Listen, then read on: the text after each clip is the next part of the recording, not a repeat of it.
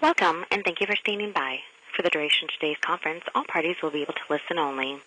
Today's conference is also being recorded. If you have any objections, please disconnect at this time. And now I'd like to turn the call over to your host today, to Mr. Scott Turner.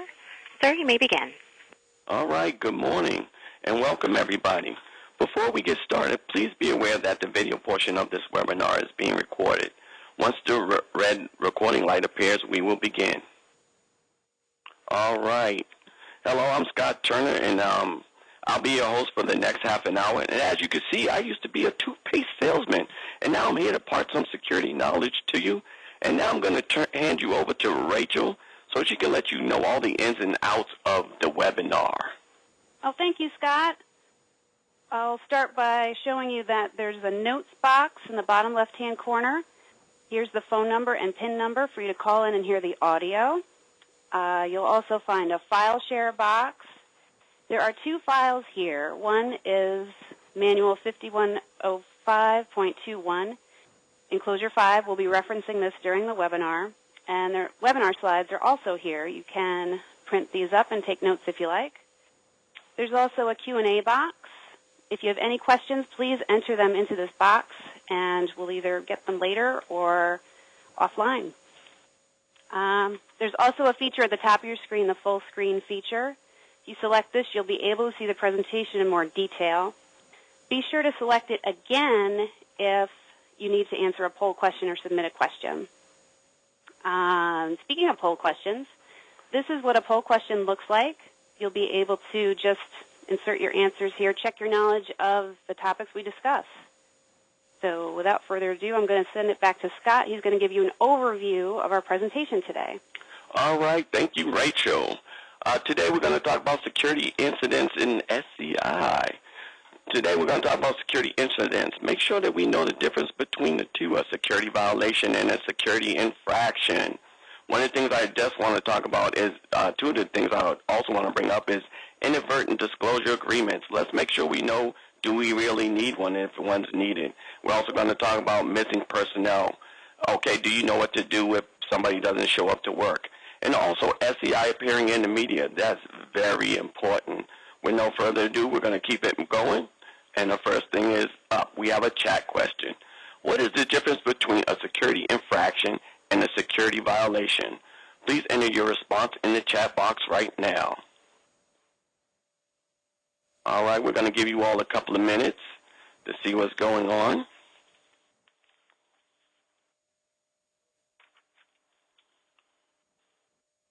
All right, we have a lot of questions coming in.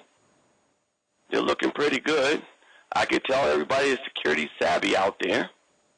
Wow, look at them coming in, Rachel. Are they doing a great job? This is excellent. All right, wow. We have a lot of security savvy people out there. They're knowledgeable. Very knowledgeable. All right. You want to give them a couple of more seconds to do that? I think it looks like one or two are still coming in. Wow. Real good job, everybody. What we're going to do, we're going to give you a couple more seconds to do that, and then I'm going to give you the answer. Wow, look at them coming in. We have a lot of security-savvy people out there.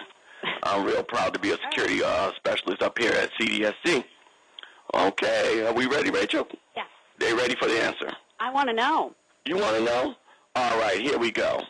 What is the difference between a security infraction and a security violation? The answer is a security infraction does not involve an investigation and is not as serious as a security violation. For example, placing a burn bag next to a wastebasket is a security infraction. A security violation involves an investigation. WikiLeaks is an example of a security violation. All right, we're going to continue on. And thank you all, everyone, for their responses. It's much appreciated. All right, we're going to just do a couple of things. Rachel, is my producer, is keeping me on track to make sure everything is not whacked. All right, we're going to go with security violations, a security incident involving. And you want to know the difference between the two. Here's another thing I want to bring up really quick is the Executive Order 13526. It's to classify national security information, let you know everything about classified. Do you need it? Yes. How do you get it? just Google it. That's a nice thing to put in your security toolbox. A couple of things I do want to check out. Neglect. Neglect, you didn't care. Willful, you did it on purpose. Knowing, you know the consequences and did it anyway. Make sure you know the difference between the two. And we're going to continue on. Security infraction, again. We're covering that again. Common sense approach. Please use a common sense approach. Do we really need an investigation to move the burn bag away from the trash can? Make sure people follow your SOPs. That's your standard operating procedure. That makes sure people know exactly how you do business in your office. That's really important. It previously used to be practices danger to security. Okay? We're going to keep moving on. Security infraction continue. Security infraction examples. Again, we said placing burn bags adjacent to the unclassified containers. That's very common. We don't want to do that. We want to make sure that you do a follow-up. Conduct training. You want to document and put the information in the security file. How you do business at your office is very important. Take a corrective action if necessary. So make sure you follow up on your security infractions, keeping it going. Next, we're going to talk about security incidents and violations and what violations can result from. The one I want to get on is recovery by salvage. And what that is dumpster diving. Dumpster diving can be a security treasure for the bad guys. And also we want to look at defection. We can learn a lot from a defective, especially when we debrief them. They will give us a lot of information on what was going on in the country, in their country. Don't forget about bugs. Watch out for the bugs.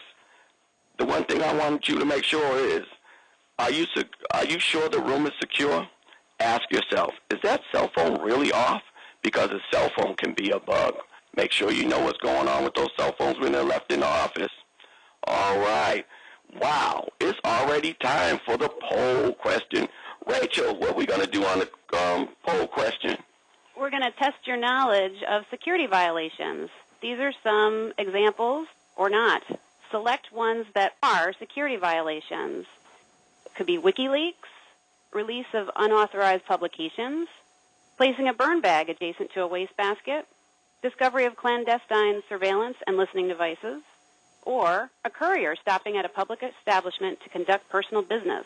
Which of these are security violations? Please click all that apply. Wow. Again, we have some serious computer-savvy people out there. I think they like the WikiLeaks question. What do you think? It's interesting, yes. I know. All right, we're going to give them a couple more seconds to log in and see what we're getting, and then Rachel will give you the correct answer. All right. Well, people have the right idea. You can see from the results, WikiLeaks, release of unauthorized publications, and discovery of clandestine surveillance and listening devices are security violations. And that's the answer? Yes. Okay. A, B, and D. A, B, and D. Thank you all for your answers. You all need to give yourselves a security star for getting that one right. And we're going to continue on, and we're going to talk about security incidents and violations, loss of disclosure of SCI requirements, 3 actions, immediate reporting. You want to tell immediately when something's going wrong. Investigations. This is when you're going to be the Sherlock Holmes in damage assessment. You want to fix all the leaks. This is what you want to do when you're talking about the who, what, where, and why. Time to be the Sherlock Holmes. I'll say that again. Be Sherlock Holmes. Find out what's going on. And most important, do the damage assessment to see what went wrong so it doesn't happen again. We don't want those security violations still coming up. And now we're going to talk about reporting criteria. There are 9 reporting criteria, and we're going to go through all of those, and we're going to just hit them briefly and give you a couple of key points on them. One of the things we want to talk about is selling secrets.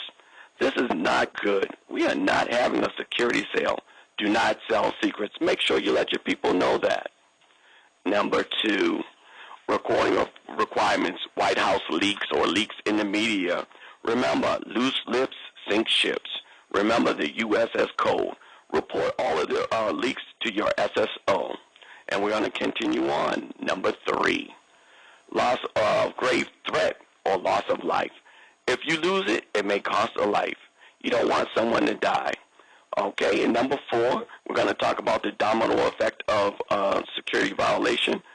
When we talk about that, it's the domino effect. If you don't fix a security violation, it's like a snowball going down the hill. It can create a big problem, so stop it before it even starts. Number 5, loss of hard drive or CD or disk. Watch what people take in and out of your office. That iPod can pose a risk. That iPod is just a fancy hard drive. Watch what people are putting on it. And number 6, bug. A bug can also be a person's cell phone.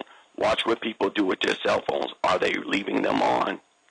Number 7, I like to say this one quick and easy. Spies are everywhere. Do you really know who your neighbor is? Check them out. You never know. Number 8, how we do business. Remember, our office business is our own business. Keep it in-house. Watch what people say. Number 9, who we deal with. When we're talking about number 9, we're talking about our privacy. We need to protect our privacy and the people we deal with. Protect that at all times. And then we're going to continue on. Examples of security incidents. Human error. Everybody makes a mistake. And the one I want to get on is spillage. Spillage is one of the most common incidents. And spillage is putting classified information on the unclassified system. The thing I want you all to make sure is this. Make sure you have all your SOPs, standard operating procedures, up to date to handle the spillage quickly, because the longer it takes to fix the spillage, the further the security violation goes. Your reporting chain. You need to know where you fit in. In the chain, you always need to let management know what is going on so they can report up the chain. This will help stop the domino effect and keep the violation at its lowest point. And as we're talking about that, you find out about security violations, who do you report them to? You want to report your security violations to DIA, the Defense Intelligence Agency, and there's the number for it. Make sure you report it immediately. The one thing I want to say about that, be careful when you're reporting these requirements. You want to do it on JWICs or secret channels. If you have to call, make sure you use a secure line because you may divulge some type of classification. All right, keep it moving. Preliminary inquiry report types and timelines. Number 1, incidents involving espionage. You want to report those to your local counterintelligence. Do that immediately. SCI security officials will report violations to the SIO or the SOIC. Make sure you do that immediately. Make sure you get all the facts. SSO will brief appointed inquiry official of their responsibilities. Let the inquiring official know what you know. It makes the process go a lot easier. The SSO will provide interim reports to the local SIO every 30 days. And what we're saying is keep everyone updated.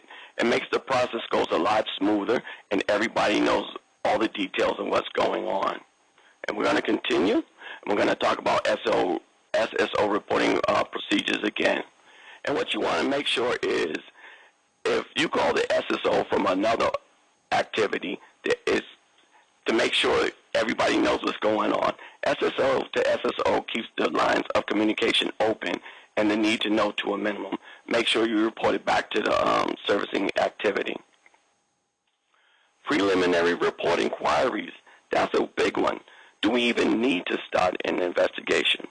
This is why you need to send it up the chain of command. Remember, you can get a copy of this in the security toolbox. Rachel, where can I get this from? Well, it's in the file share box. The file share box? Yes, that one that's labeled 510521. That's the manual, Volume 3, Enclosure 5. If you scroll through it, you'll find this particular figure, Figure 7. All right, and the reason why we keep mentioning that because a lot of people forget about it. I like to refer to that as the security toolbox. And the reason why is because I want you all to keep your security toolbox updated. So please check out the CDSE website. They have a lot of good information out there for you to fill up your security toolbox. And we're going to continue. We're going to talk about formal investigations. Again, make sure you gather the facts. It paints a clear, concise, detailed picture of what's going on the who, what, where, and why. Make sure you know what's going on. All right, and continue. We're going to talk about compromise determination categories. This is a good picture, but the next diagram is also a lot better. It's going to tell us exactly what's going on.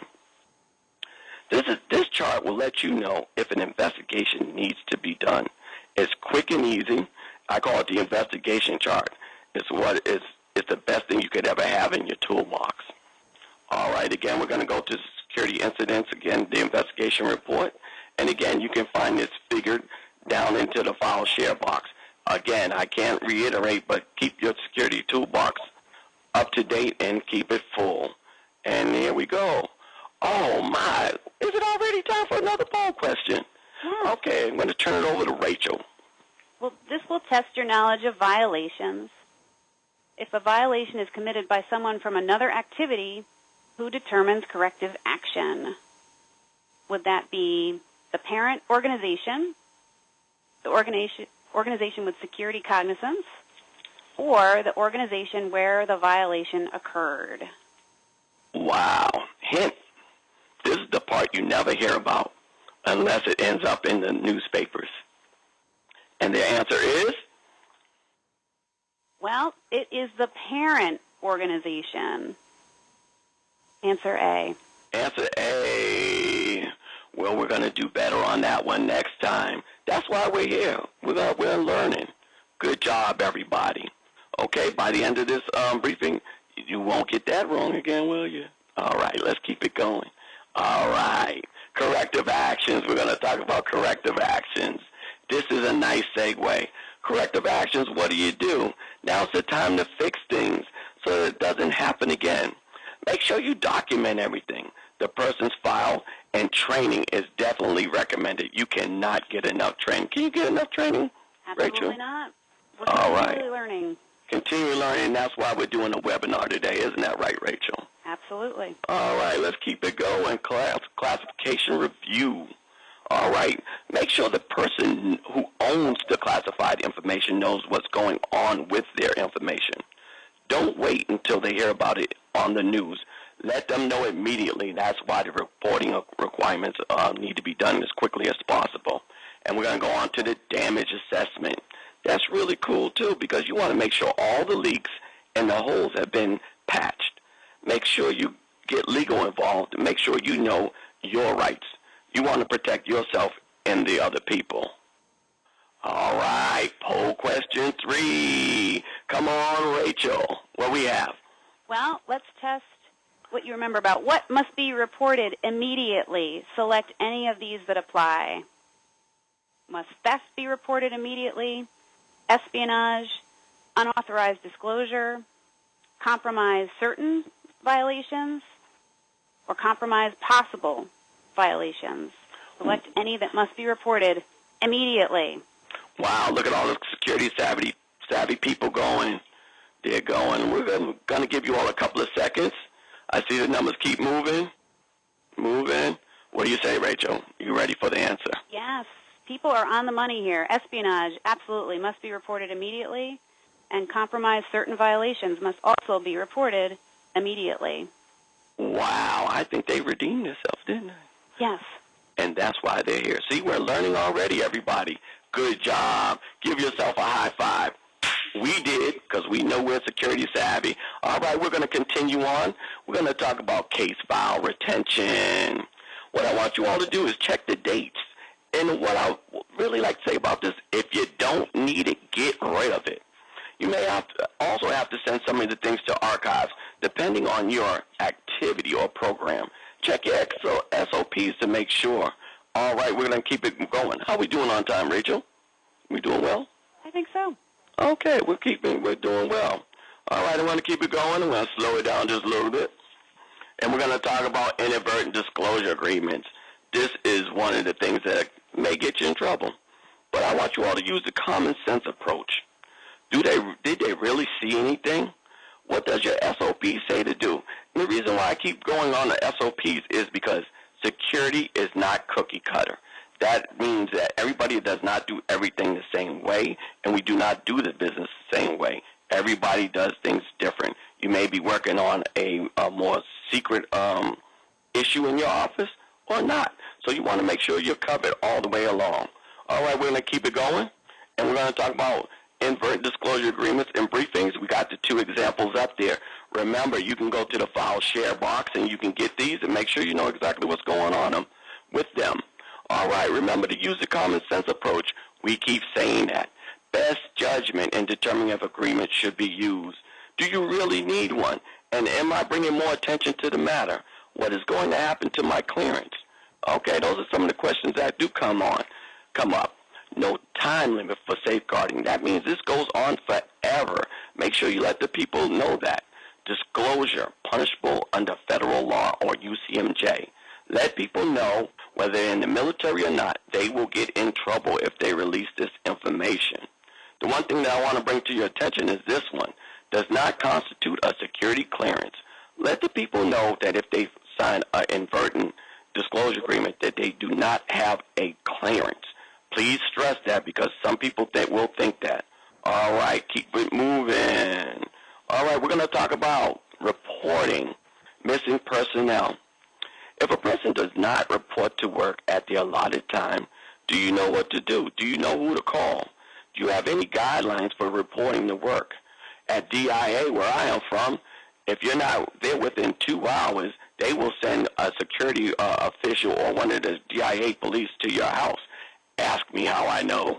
All right, you don't want that to happen to you. You don't want security knocking on your door asking where you are. So make sure you know the guidelines for reporting for work. And we're going to keep it going. SCI appearing in the public media.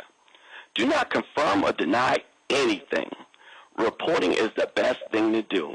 Make sure you fix all those leaks. Make sure people know exactly what to say if somebody or from the media puts a mic in their face. Okay, keeping it going. All right, SCI appearing in the public is continued in the public media. Make sure you process your report on the right system. If you're going to be reporting that, you want to make sure you're doing it on either JWIX or the SIPR or you're using a secure line. And the reason why we want to do that is because we don't want another security violation, because if you put the wrong information on the wrong system, that's spillage and that's another security violation. All right, we're going to keep it going. Oh, and it's time for questions. Rachel, do we have any time to address some of the burning questions or issues we received? Yes, we do. We've had one question come in about reporting requirements. And that is? For SCI incidents, maybe we have covered it. What are the reporting requirements? Okay, the reporting requirements are, number 1, report them immediately. If you're having anything to do with espionage, make sure you report that to the right counterintelligence channels. That's what you want to do. And if you are reporting the requirements, make sure you put it on a secure, you use a secure method. If it's on top secret, put it on JWIX. If it's secret, put it on SIPR. Make sure you put it on the right system. Anything else? Can you discuss first right to refuse investigation? Refuse investigation, if it has to do with SCI, Sensitive Compartmented Information, you will not refuse an investigation because it has to deal with national security information. That is not a go. Okay. All right. They also asked about cleared DOD and other agencies. All parties should be notified at the same time. Well, it depends on your standard operating procedures, depends on the type of work you're doing. Remember, I said everybody does not do the same thing. Everybody does not do the same type of work. So depending on your standard operating procedures is going to determine who gets notified when. Anything else? Is there a specific path that an SCI request takes before arriving at a decision of access or denial? The path to be taken will be determined when you notify. If it's dealing with SCI, it has to go to DIA, Defense Intelligence Agency. You will talk to the representative there, and they will give you a path to follow, and they will give you some guidance on that. Also, Rachel, do we have any more questions? I see a couple of things popping up on the board. Okay, let me see. Do you have a list or check off for things that should be in the security toolbox? That's going to be determined by you, again, by your job. We can give you some recommendations, and one of the things I want to say to you all is if you go out to the CDSE website and you take the security or the SCI refresher training, that is a good thing to take. It's going to let you know exactly what you can put in your toolbox. And if you check out the CDSE website, they also have categories of disciplines, information security, and physical security. Those are some of the things that you want to put in there. It all determines on the type of job that you are doing. All right. Are we doing on time? Do we have enough for any more questions, or we're going to keep it going? All right. I see we have some more time. Let me see. Okay. I got to make sure I can answer all your questions because I want to give you the right information. What are the reporting requirements for an organization that is holding collateral clearance, but the individual has SCI?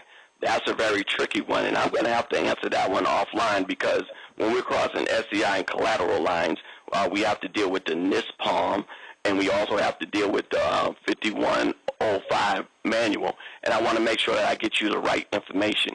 All right, Rachel, anything else? We did get a question about theft and unauthorized disclosure. It was asked, do they not need to be reported immediately? Because I know we had a question about that. We know espionage needs to be reported immediately, but with the other ones, can you just wait? Like, what's the policy for that? The policy for that is, because what happens in the book and what happens in real life are two different things. And I want to give this advice to you on life. Report everything immediately.